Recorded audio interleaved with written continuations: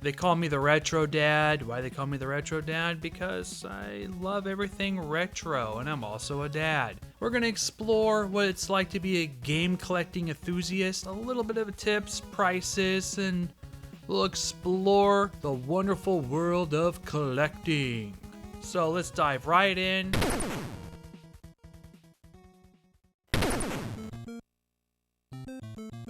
The Nintendo Entertainment System, or NES for short, was one of the best-selling video game systems ever. In fact, you can even say it helped, or even arguably saved, the video game industry as a whole. The NES was released in North America in 1985 and was discontinued in the summer of 95. It spanned a whole decade. There were two NES consoles released in North America. The first was the traditional sideloader. It was bundled with various packaging types. The first set was the deluxe set with ROM. The second NES version released in North America was called the NES2, or aka the top loader. It was released around the year 1993. It's worth a little bit more than the original NES, but I still prefer playing the side loader. Although I love the dog bone controller of the NES2 over that of the original gamepad. You can call them game packs or NES carts. This is a Nintendo game. Now the NES has a vast library with over 700 licensed games. Those have a Nintendo seal of approval. Then there's unlicensed games. A lot of these are black. Tengen comes to mind, it's the most common among the group. There are unlicensed games that are gray, but sometimes they come in the color blue and beige as well. And take a look at this strange gold card. It has a funny switch in the back. This is a Camerica game and it's unlicensed. This card has a strange button where it says to push down. It's like a try me button. The Nintendo library has a good mixture of games. Many licensed games were very widespread. They were everywhere between 1985 and now. In fact, they still are. These common games such as Super Mario Bros. And Duck Hunt, the combo game that was bundled with the system itself, are usually under $5. There are some even under $1. There are common games that go between $10 and $30. Then there are some that aren't as common that go upwards to $100. Late release titles usually go past $100. Then there are some games that soar way beyond a few $100s. There are some that will go past that, and that's where you're getting up to like the Nintendo porn games. That's right, McNasty, I said Nintendo porn. Those are Bubble Bath Babes, Hot Slots, some of the other games. They'll go between about $600 to $1,500. And someday I'll tell you a story how I could have got all three of those for about $20 each and passed it up, and I'm kicking myself in the butt ever since. The NWC and the Same Events cart are holy grails among collectors. They are very rare and very expensive and very sought after. Game collecting, no matter what, is expensive. It doesn't matter if it's retro or modern. Now, if you're retro hunting, you might find some diamonds out there. But most games aren't those gems.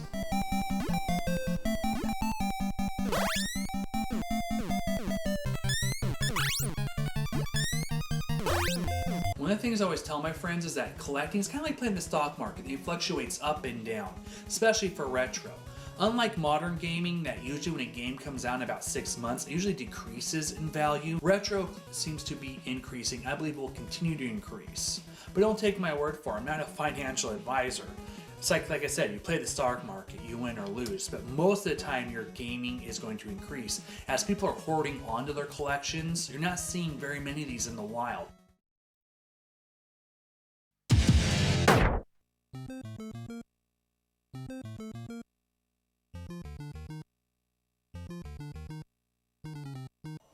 They're mine! I'm mine!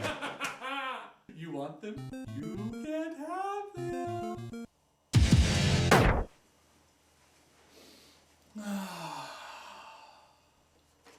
All mine!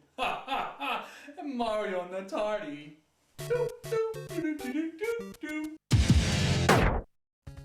Like one thing I've noticed on eBay is that certain games, there's less and less of these being sold a month. And I believe it's because people are hoarding onto these games. They're not trading them in or selling them because they see the investment opportunities. That's how come some games have skyrocketed in value while others have stayed pretty constant. For example, Zombie Nation is one that you don't see happen on eBay very often. You see about 5 to 6 a month. At one time it was upwards of 20. That's why Zombie Nation has gone from a $70 game up to a $150 game, if not more.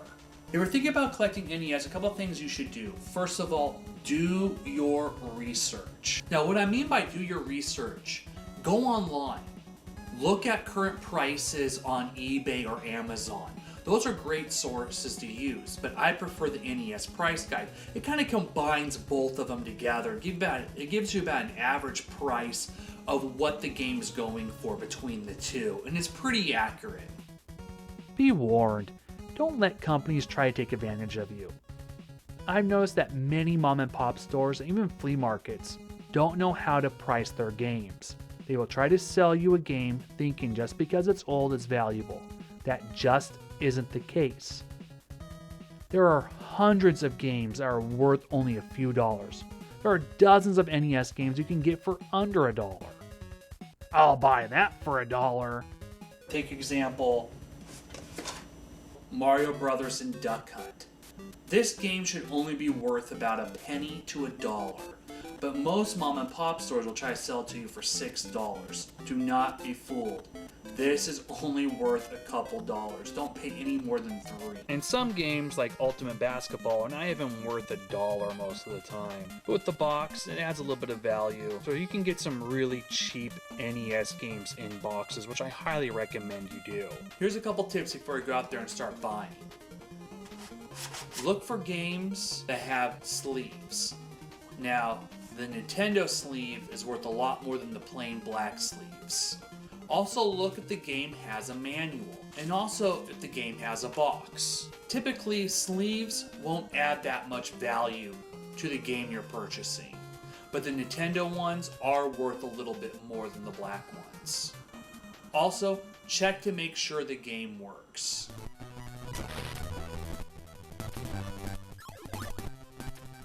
Now, just because it has a box, it does add value, but it's not going to be as much as the game was complete. Usually complete has a manual, some advertising inserts, sometimes a map, but sometimes it's just a game, a box, a sleeve, and an instruction manual. Now, some games, like Monsters in My Pocket, this game is complete, except for it's missing one thing. It doesn't have the monster.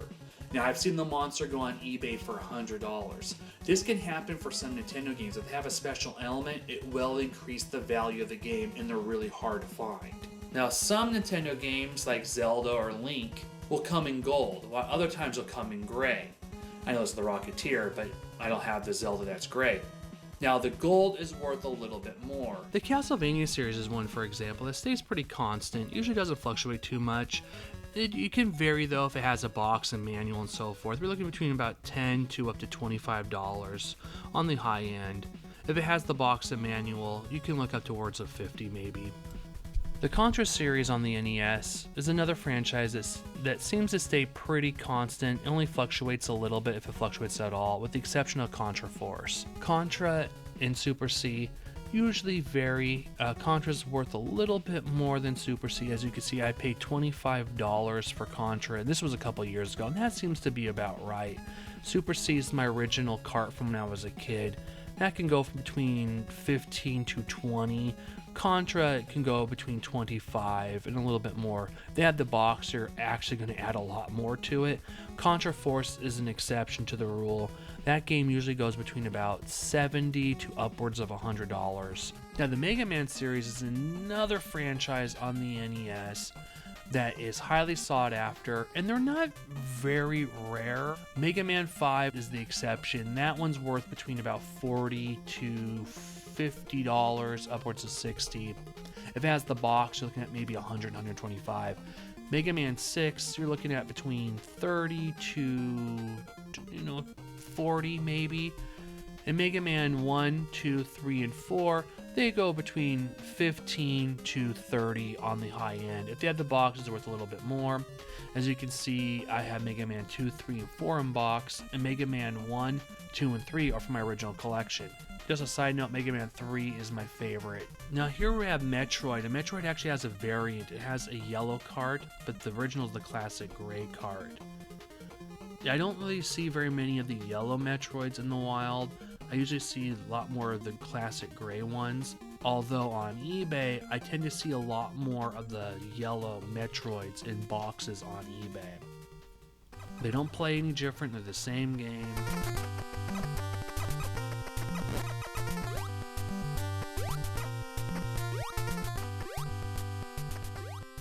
Want to see something pretty funny?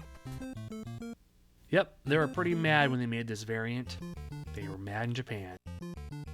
And here's some examples of some very rare licensed games. Most of these were released late in the Nintendo life.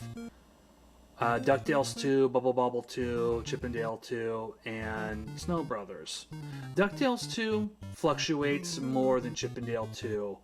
DuckTales 2 you can get sometimes as low as $70, but usually stays around $100. Chip and Dale 2, on the other hand, usually goes past $100 and has stayed pretty constant around like $120. Bubble Bobble 2 is another game that fluctuates around $50. So you're looking at maybe $190 at the lowest to upwards of $300. I had the instruction manual. Maybe one day I'll tell a story how I got the instruction manual. Did not come with the game. I'll admit I bought it for $201, actually great price at the time. And with the manual itself, the manual can add up to $100 worth of value to the game. Snow Brothers is a game that can go from 100 and maybe 105 upwards to 150. This one seems to be increasing in value. I wish my cart was a little bit cleaner and better looking. Another thing for collectability to look for are 5-screw versus 3-screw. This example of a 5-screw. And this is an example of a 3-screw. Now, one question people might ask, does it matter if it's a good game or a bad game when it comes to value? Sometimes the worst games are actually worth the most because there was not very many of them made. Tune in for part 2. I go over my own personal collection. Thank you for watching. Hope you learned a little bit. If not, found it interesting, and stay tuned for part 2, and part 3 will happen after my retro convention. So take care, have a good time, and go game!